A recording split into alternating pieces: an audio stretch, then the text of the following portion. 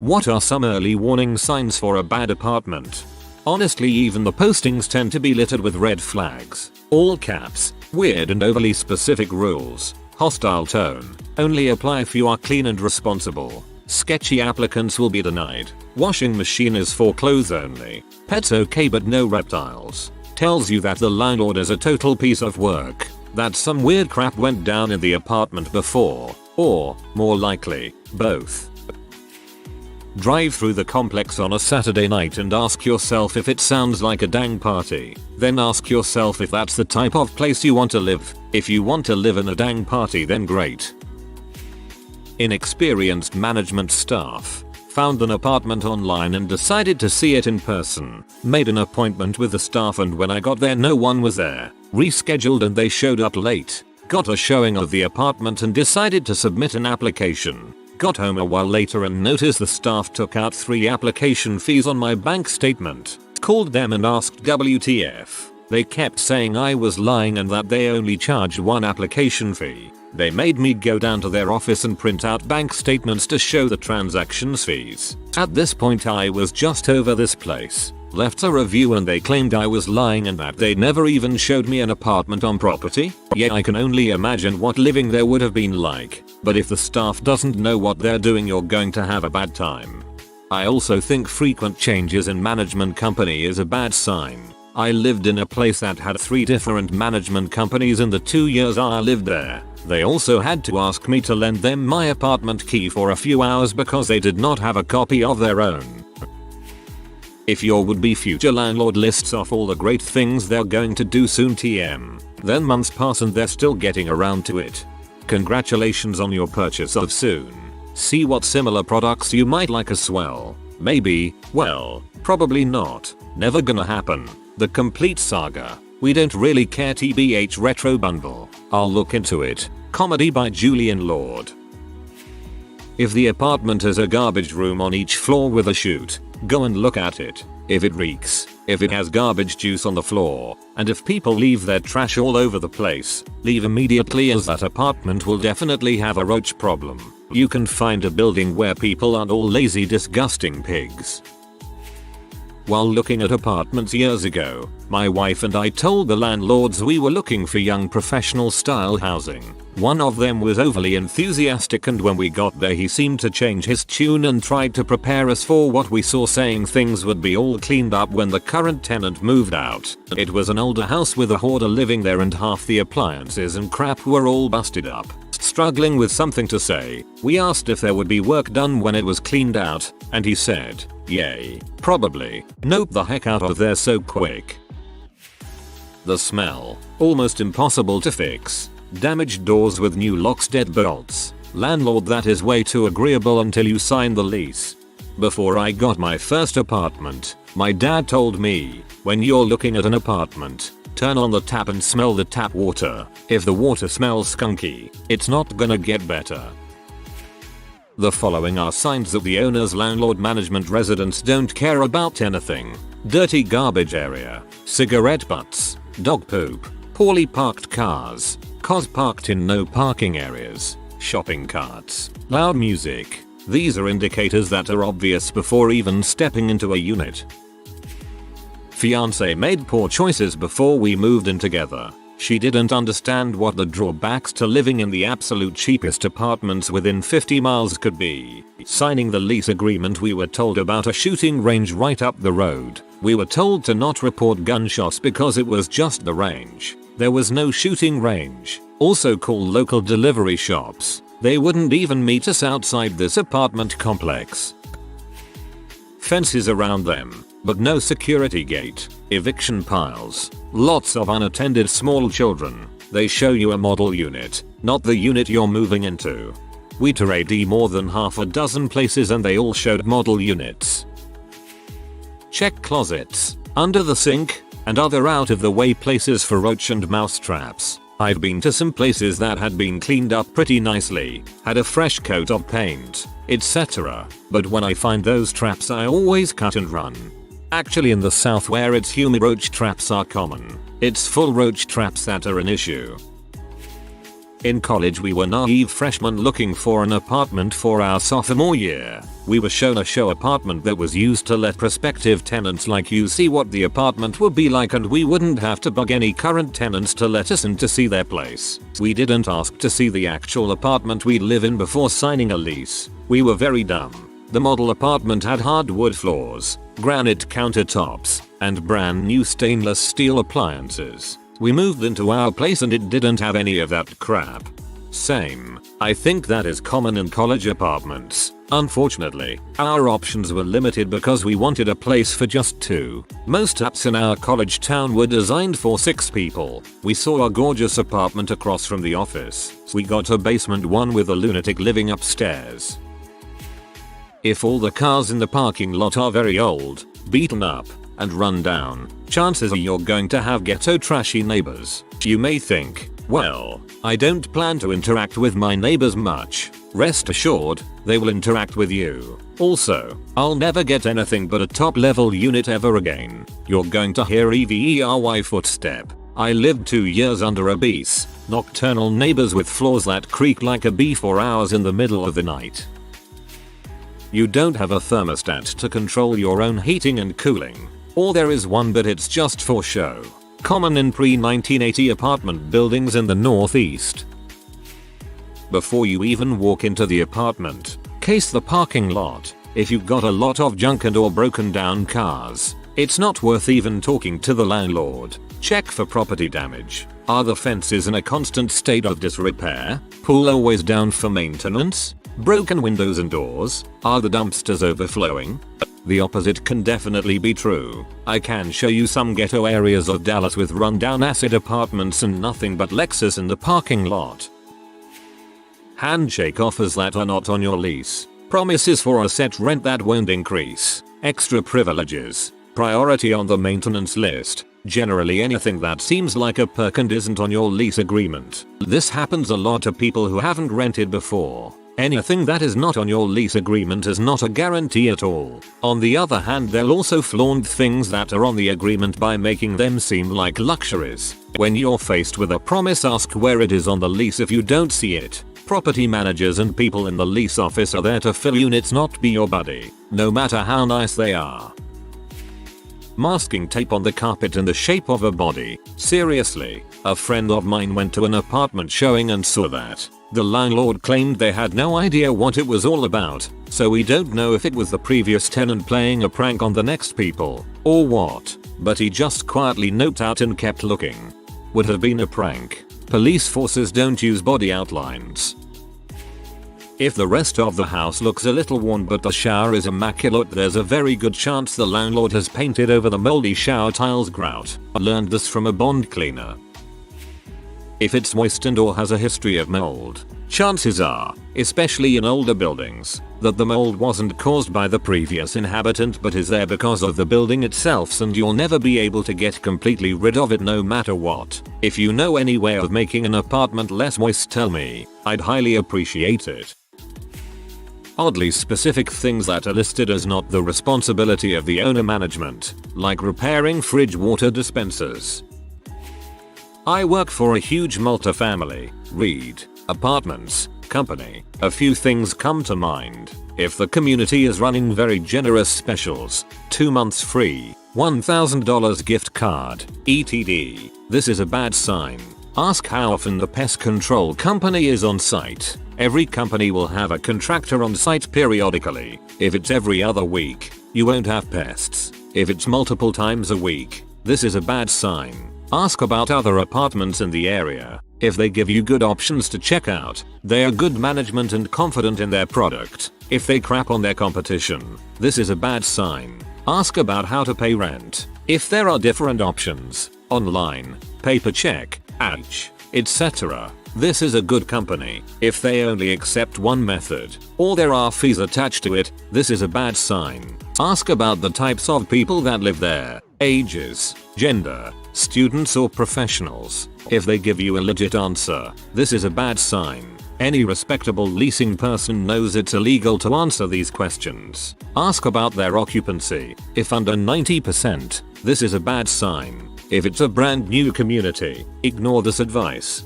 Side note, you want to live at a brand new community if you can.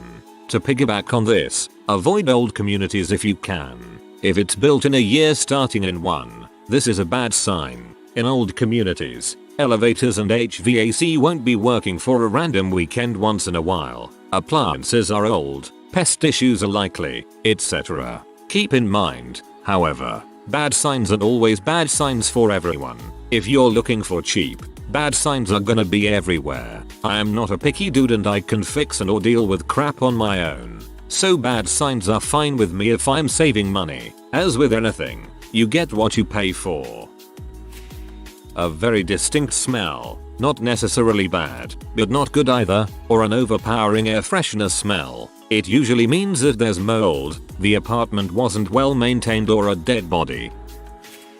Our last place had things written into the lease like if the cops are called in because of you more than twice, you'll be evicted. Should have left right then. Usually this even includes non-emergency situations. I had a friend who had a crazy stalker. She called the police a few times because this rando kept showing up and got evicted because of it. The landlord is talking about nutsack pubes within 5 minutes of meeting you. The swimming pool is freaking green.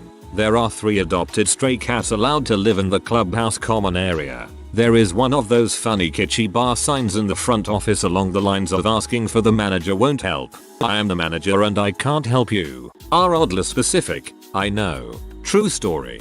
To be honest, I'd probably take one of the cats. If you have the nicest car in the lot, you're going to have a bad time. Also applies for bicycles if in a cycle heavy area like colleges.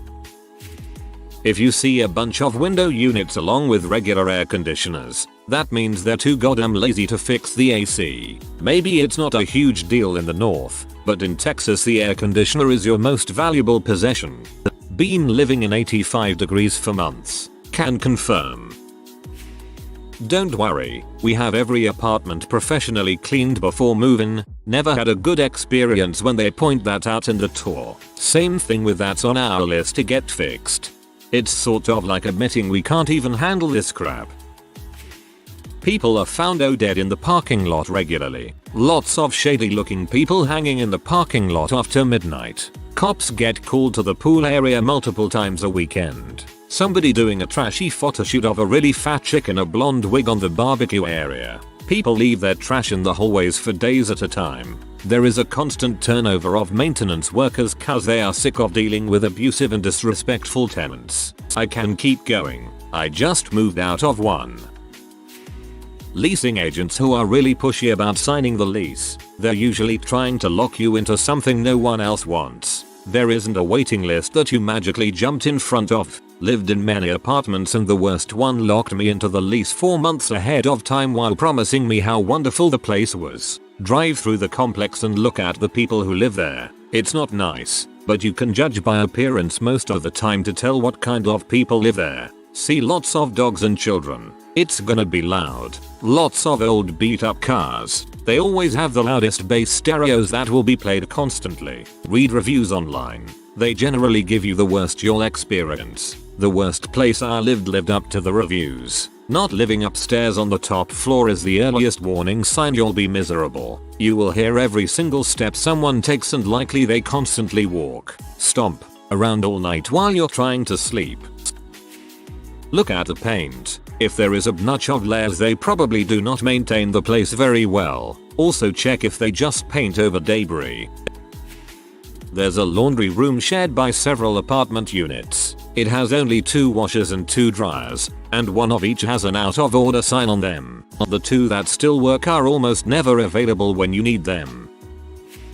Imagine the sound created from a pedal hitting a drum, and now imagine your entire apartment is inside that drum. That's what having upstairs neighbors is like. Conversely, how many flights of steps are you willing to bring all of your crap up, including your weekly groceries? A good apartment would be on the ground floor, but have no neighbors above, keeps out noise, is a well-maintained property, and is a good monthly price. Oh wait, that's called a nice house. I rented a condo where my upstairs neighbors were so noisy it was absolute heck. They were very large people with 3 kids. I couldn't handle the herd of elephants from dawn to dusk, so I moved out as soon as my 6-month lease was up.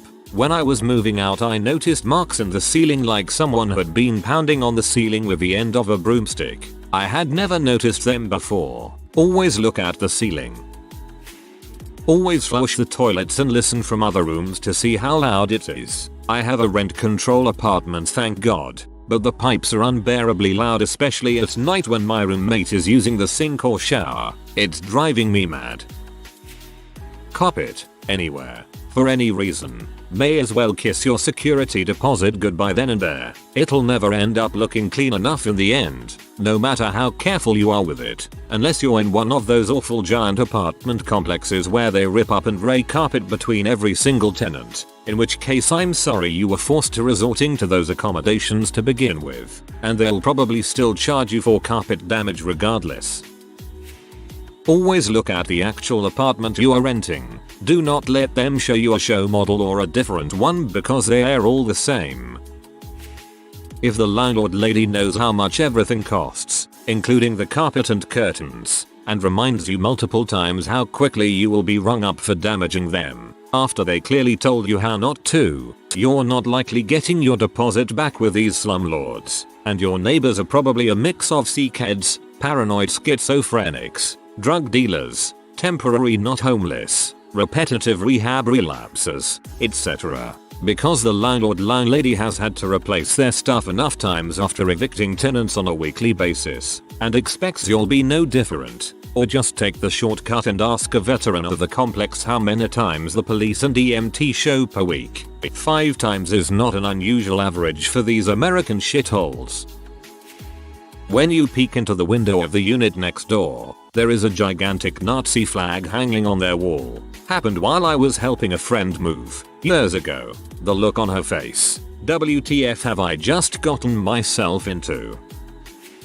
I have a few that I haven't seen mentioned. We move a lot, so we see a lot of apartments and rent very few of them. My lists are quite specific. Mobile formatting sucks. Sorry. Nails sticking up or pushing up against the paint means that there is way too much moisture. It's often the very first sign of a water leak. Pass on that crap. Run your hand down several walls from as far as you can reach to the baseboard's bathroom, wall to the outside, and shared wall. You're feeling for any bowing in the walls from moisture. If there's any curve and you don't see other signs of settling like repaired wall cracks around door frames, pass. Freshly caulked bathroom grout is a very big red flag. It's freaking never properly removed and redone. It's only ever some crap that got smoothed over crumbling moldy grout. White paint with a grey cast in some areas of the wall or thicker paint in only a few areas, combined with the nails above, is usually a crappy application of Kills paint over mold. Showers with the old 4-inch tile surround should be avoided if possible. Few of them are done well enough to keep moisture out of the walls. That will vary by area though. Poorly done repainting or flooring that doesn't sit under baseboards is a sign that they don't care about things being done right as long as they are technically done. Look for small signs of that attitude like corrosion on fixtures, lack of kickplates on flooring joints, like wood to carpet, paint splattered on blinds or flooring, and the most anecdotal one. If there are lots of plants and chairs on people's balconies instead of garbage and chairs, it's probably halfway decent. I know this isn't a direct answer to the exact question, but there's a common misconception that older buildings are quieter and new ones have paper-thin walls. This isn't necessarily true. Old buildings with wood floors that creak are going to transmit more noise than a building with concrete floors. Also, they didn't put insulation between units back then. I used to get woken up by my neighbor's 6 AM alarm clock. Heck, they barely even insulated outside walls in the old days. My first apartment in college had a murder occur in the bathroom back in 1997 of another college student. The murder, a fraternity member, would go on to kill another student later. This isn't what makes the apartment bad. It was the landlord never telling my roommates and I about the crime. Not that I think he was obligated to. Late lack of response to emails. Failure to pick up phones call back. Suddenly they showed you the wrong apartment and are giving you one your disabled mother can't get to. Before you hand in that deposit, if they are sitting there telling you your apartment isn't ready after the move-in date being set for Elms at 2 months, walk out if you can. Honestly, a good apartment complex is one that will always keep in touch. Sure, their rates may suck and the company may rip you off here and there, but as long as the staff are answering emails, phone calls and are willing to help, that's all you need. So I have a few experiences. Dirt, uncleanliness, signals a bad landlord or apt manager that won't clean between tenants. There may be a lot more they will ignore. My manager was a drunk and the apartment above mine would throw bottles into the alley at night. Eventually the place burnt down. Strange covers on vents, windows or doors. Asked the current tenant why their vents had plastic wrap on them. It's to keep out the roaches and rats. Was true. Looked at more reviews later and building was known for these issues. Cabinets that are hiding utility oddities. Opened one cabinet and found electric meters for the building. The story is they added another door to the hallway to enclose the bathroom and meters and considered it included in the apartment. Only catch as utility guys have the keys to this section of the apartment. Slightly awkward if you are not as clothed as you like when guy just barges in. Lease has a lot of mention of toilet issues. Our basement flooded within months of signing lease due to faulty pipes. Landlord was fighting with old tenant when they left, blaming it on tampons and wipes being flushed. Roommates. One guy was a magician. He let it drop they were currently in a legal battle fighting the landlord on charging more rent than they should. But the kicker was he drank milk from the gallon and stuck his finger in the peanut butter jar while showing us the kitchen. People can't take care of their dogs. Had 4 instances of overactive, poorly trained pets bite, constantly jump, or the room smelled of pee and fesses. Landlord lives downstairs and doesn't want anyone loud. Not sure how you can quantify a person's level of loud. As opposed to bugs, I would definitely read the reviews people have online, as well as looking up the history of the complex. I lived in this complex in college that was 10/10 scamming people. They would change the name of the complex every so years so they could start fresh, when meanwhile it was a horrible place to live. If something needs repair and they tell you they will have it all fixed up right after you move in, don't move in, because they will never come back now that you've signed your lease and they're getting their rent. Look up the management company and the Google reviews. The place we currently live has a management company that literally has 1 star with the Better Business Bureau, and the Google reviews are like 1.5 stars. The only people I see putting in anything above 1 star are literally saying in their review that they're applicants and they're begging management to accept them. I honestly wish my roomie had looked into that before renting this place, but now we're stuck with it. Believe me, trust the word of mouth via Google, it's usually right. If you are new to the channel, you can subscribe. I publish new videos every day. Until then, check another video.